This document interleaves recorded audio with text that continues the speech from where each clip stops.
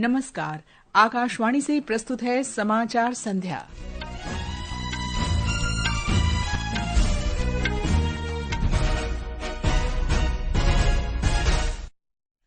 प्रधानमंत्री नरेंद्र मोदी ने 3 नए अग्रणी नौसेना युद्धपोत आईएनएस सूरत, आईएनएस नीलगिरी और आईएनएस वागशीर राष्ट्र को समर्पित किए।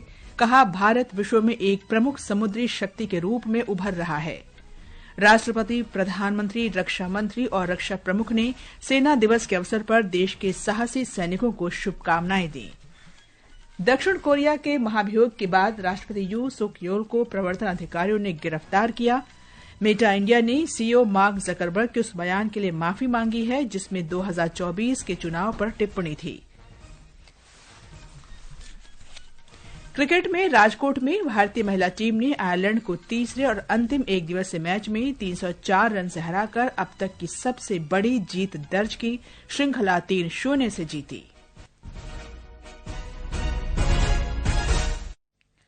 समाचार संध्या के साथ मैं कनकलता।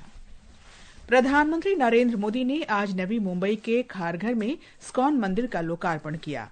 इस अवसर पर उन्होंने पूजा अर्चना भी की। अपने संबोधन में प्रधानमंत्री ने कहा कि श्री श्री राधा मदन मोहन जी मंदिर आध्यात्मिकता और ज्ञान की संपूर्ण परंपरा को दर्शाता है। प्रधानमंत्री नरेंद्र मोदी ने कहा कि भारत एक जीवंत भूमि और जीवंत संस्कृति है। उन्होंने कहा कि हमारी संस्कृति की चेतना आध्यात्मिकता है। श्री मोदी ने कहा कि अगर कोई भारत को समझना चाहता है तो उसे पहले आध्यात्मिकता को आत्मसात करना होगा। उन्होंने कहा कि हमारी आध्यात्मिक संस्कृति की नींव मानवता की सेवा की भावना है। हर घर में शौचालय बनवाना, हर गरीब महिला को उज्ज्वला का गैस कनेक्शन देना, हर घर तक नल से जल की सुविधा पहुंचाना, हर गरीब को 5 लाख रुपए तक मुफ्त इलाज की सुविधा देना, 70 वर्ष की आयु से ऊपर के हर बुजुर्ग को इस सुविधा के दायरे में लाना, हर बेघर को पक्के घर देना, ये इसी सेवा भावना के साथ किए गए कार्य हैं जो मेरे लिए हमारी महान सांस्कृतिक परंपरा का प्रसाद है।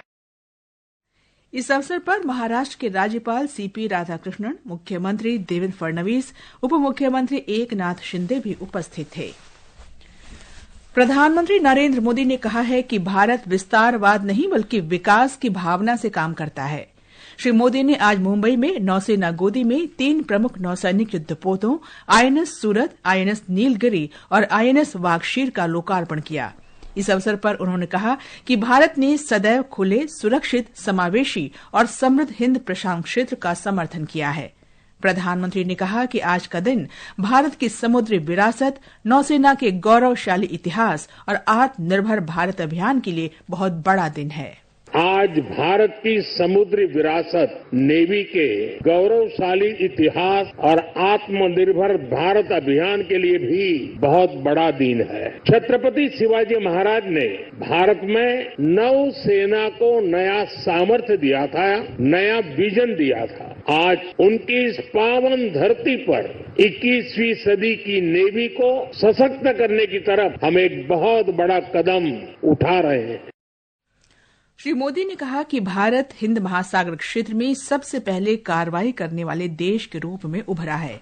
इससे भारत, भारतीय नौसेना और तटरक्षक बल में वैश्विक भरोसा बढ़ा है। आज भारत पूरे विश्व और खासकर ग्लोबल साउथ में एक भरोसेमंद और जिम्मेदार साथी के रूप में पहचाना जा रहा है। भारत विस्तारवाद नहीं, भारत विकासवाद की भावना से काम करता है। भारत ने हमेशा ओपन, सिक्योर, इंक्लूसिव और प्रॉस्परस इंडो पैसिफिक रीजन का समर्थन किया है। 77वां थल सेना दिवस आज गर्व और उत्साह के साथ मनाया गया। राष्ट्रपति द्रौपदी मुर्मू, प्रधानमंत्री नरेंद्र मोदी, गृहमंत्री अमित शाह, रक्षा मंत्री राजनाथ सिंह और रक्षा प्रमुख जनरल अनिल चौहान ने इस अवसर पर सैन्य कर्मियों और पूर्व सैनिकों को शुभकामनाएं दी। रक्षा मंत्री राजनाथ सिंह ने सेना दिवस के अवसर पर सेना कर्मियों और उनके परिवारों को शुभकामनाएं देते हुए कहा कि भारतीय सेना अपने साहस, बहादुरी, बलिदान और व्यावसायिकता के लिए जानी जाती है। हमने रक्षा मंत्रालय में 2025 को ईयर ऑफ रिफॉर्म्स घोषित किया है। इसके अंतर्गत हमने रक्षा मंत्रालय तथा तीनों सेनाओं में जो भी जरूरी रिफॉर्म्स हैं उनके ऊपर कार्य करने का संकल्प लिया है। मुझे विश्वास है कि इस साल के अंत तक हम रक्षा क्षेत्र में कई रिफॉर्म्स को लागू कर चुके होंगे जो भारत के रक्षा क्षेत्र को नई ऊंचाइयों तक पहुंचाने में सहायक सिद्ध होंगे। केंद्रीय शिक्षा मंत्री धर्मेंद्र प्रधान ने आज नई दिल्ली में तीसरे काशी तमिल संगमम और केटीएस पोर्टल का शुभारंभ किया। उन्होंने इस अवसर पर अपने संबोधन में कहा कि इस वर्ष काशी तमिल संगमम अगले महीने की 15 से 24 तारीख तक मनाया जाएगा। उन्होंने कहा कि 10 दिन के इस कार्यक्रम में 1200 प्रतिनिधि, कारीगर और नव प्रवर्तक शामिल होंगे। श्री प्रधान ने कहा कि ये पहली बार होगा जब काशी तमिल संगमम के प्रतिभागी महाकुंभ का आनंद लेंगे और अयोध्या में राम मंदिर का दौरा करेंगे। इस बार काशी तमिल संगमम कुंभ के अंदर होगा। एक रात कुंभ में भी प्रतिनिधि रहने वाले हैं और अयोध्या का विशेषता इस बार ये बढ़ जाती है, महाप्रभु श्री राम जी की जन्मस्थान में भव्य मंदिर और प्राण प्रतिष्ठा के उपरांत पहला काशी तमिल संगमम होगा। इस वर्ष के आयोजन का विषय सिद्ध चिकित्सा पद्धति और शास्त्रीय तमिल साहित्य में अगस्त्य ऋषि के महत्वपूर्ण योगदान पर प्रकाश डालता है। इस कार्यक्रम में 5 श्रेणियों के अंतर्गत लगभग 1000 लोग भाग लेंगे। इनमें विद्यार्थी, शिक्षक, किसान, कारीगर, पेशेवर, छोटे उद्यमी, महिलाएं और शोधकर्ता शामिल हैं। इसके अलावा सभी केंद्रीय विश्वविद्यालयों से 200 तमिल विद्यार्थियों का एक दल वाराणसी, प्रयागराज और अयोध्या की स्थानीय यात्राओं में भी भाग लेगा। इस आयोजन के लिए पंजीकरण 1 फरवरी तक kashitamil.iitm.ac.in पर किया जा सकता है।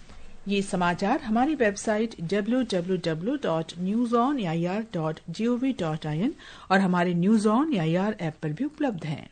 मेटा इंडिया ने अपने मुख्य कार्यकारी अधिकारी मार्क जकरबर्ग के उस बयान के लिए माफी मांगी है जिसमें उन्होंने कहा था कि भारत में मौजूदा सरकार कोविड-19 महामारी से निपटने के अपने तरीके के कारण 2024 में चुनाव हार गई। उनकी इस टिप्पणी को लेकर खड़े हुए विवाद के बीच कंपनी ने माफी मांगी है और इसे अनजाने में हुई गलती बताया है। सूचना और प्रसारण मंत्री अश्विनी वैष्णव द्वारा 2024 के चुनावों पर जकरबर्ग की टिप्पणी की तथ्य जांच करने वाली पोस्ट पर प्रतिक्रिया देते हुए मेटा इंडिया के उपाध्यक्ष शिवनाथ ठुकराल ने सोशल मीडिया एक्स पर कहा कि मार्क की टिप्पणी कि 2024 के चुनावों में कई मौजूदा पार्टियां फिर से नहीं चुनी गई, कई देशों के लिए सही है लेकिन भारत के लिए नहीं। अश्विनी वैष्णव ने सोमवार को एक्स पर एक पोस्ट में कहा कि दुनिया के सबसे बड़े लोकतंत्र के रूप में भारत ने 2024 के चुनावों को 64 करोड़ से अधिक मतदाताओं के साथ आयोजित किया। संचार और आईटी पर संसद की स्थायी समिति के प्रमुख भाजपा सांसद निशिकांत दुबे ने कहा कि पैनल गलत जानकारी को लेकर मेटा को बुलाएगा।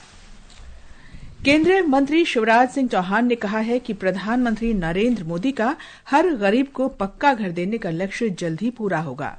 मध्य प्रदेश के विदिशा में उन्होंने कहा कि पिछले वर्ष सितंबर तक 3,68,000 मकान बनाए जा चुके थे। इसके अलावा 8,21,000 नए मकान बनाए जा रहे हैं और इस वर्ष अप्रैल तक इनका निर्माण कार्य पूरा हो जाएगा। तो किसान भाइयों, जिनकी 2.5 एकड़ तक सिंचित जमीन है और 5 एकड़ तक असिंचित जमीन है, उनको भी पीएम आवास दिया जाएगा। और इसलिए अब तय किया है सेल्फ सर्वे भी मान्य होगा। आप अपने मोबाइल से ही सर्वे कर सकते हो। तो इसका फायदा ये होगा कि सर्वे से कोई का नाम कट ही नहीं सकता, सूची में तो तत्काल आ जाएगा। और अब चलते हैं उत्तर प्रदेश के प्रयागराज, जहां विश्व का सबसे बड़ा आध्यात्मिक और सांस्कृतिक समागम महाकुंभ श्रद्धालुओं और भक्तों से गुंजायमान रहा। आज तीसरे दिन श्रद्धालुओं और तीर्थयात्रियों तथा आगंतुकों ने त्रिवेणी संगम के विभिन्न घाटों पर स्नान किया। अब तक करीब 3 करोड़ श्रद्धालुओं ने डुबकी लगाई है। इन पर हेलीकॉप्टरों से पुष्प वर्षा भी की गई।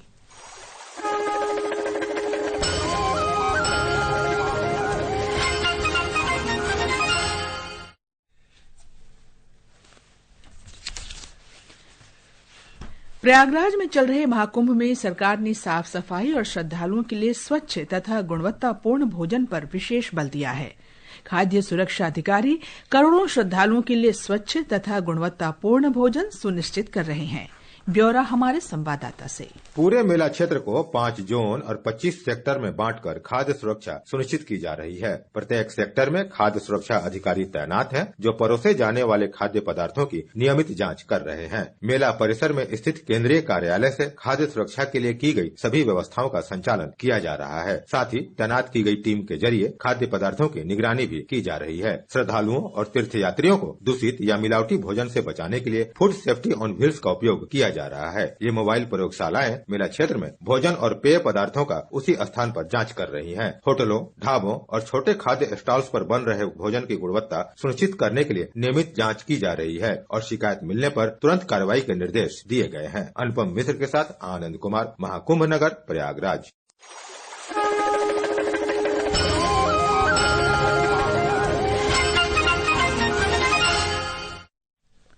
भारतीय रेलवे ने महाकुंभ के तीसरे दिन 349 नियमित ट्रेनों के अलावा कुंभ के लिए 137 विशेष ट्रेनें संचालित की हैं। रेलवे ने बताया कि 46 दिन तक चलने वाले महाकुंभ के दौरान 13,000 से अधिक ट्रेनें चलाने की योजना है। इनमें से 10,000 से अधिक नियमित और 3,000 से अधिक विशेष ट्रेनें हैं। आकाशवाणी का समाचार सेवा प्रभाग आज अपने साप्ताहिक कार्यक्रम चर्चा का विषय है में राष्ट्रीय हल्दी बोर्ड की स्थापना से भारत में हल्दी उत्पादन के प्रोत्साहन पर परिचर्चा प्रसारित करेगा।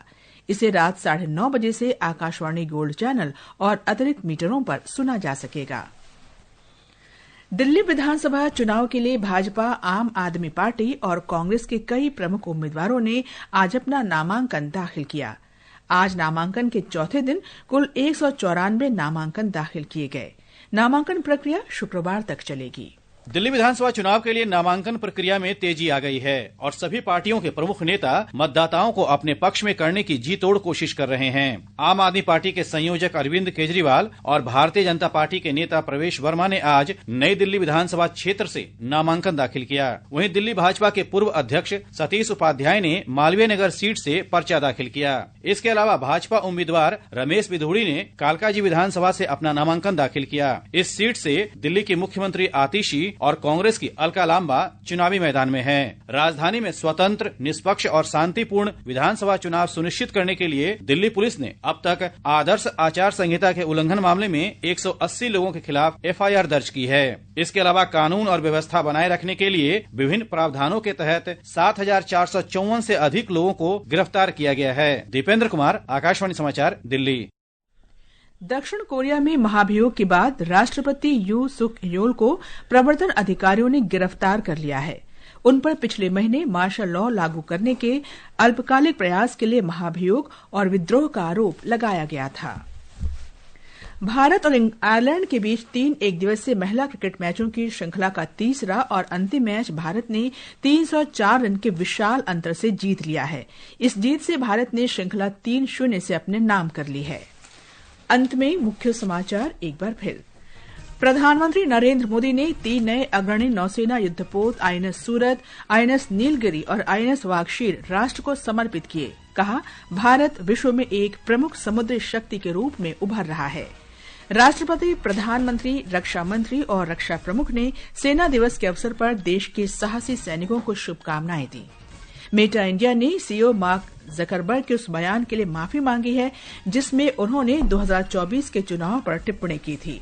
दक्षिण कोरिया में महाभियोग के बाद राष्ट्रपति यू सुक योल को प्रवर्तन अधिकारियों ने गिरफ्तार कर लिया है और क्रिकेट में राजकोट में खेले गए भारतीय महिला टीम ने आयरलैंड को तीसरे और अंतिम एकदिवसीय मैच में 304 रन से हराकर अब तक की सबसे बड़ी जीत दर्ज की श्रृंखला 3-0 से जीती। इसके साथ ही समाचार संध्या का ये अंक समाप्त हुआ। नमस्कार।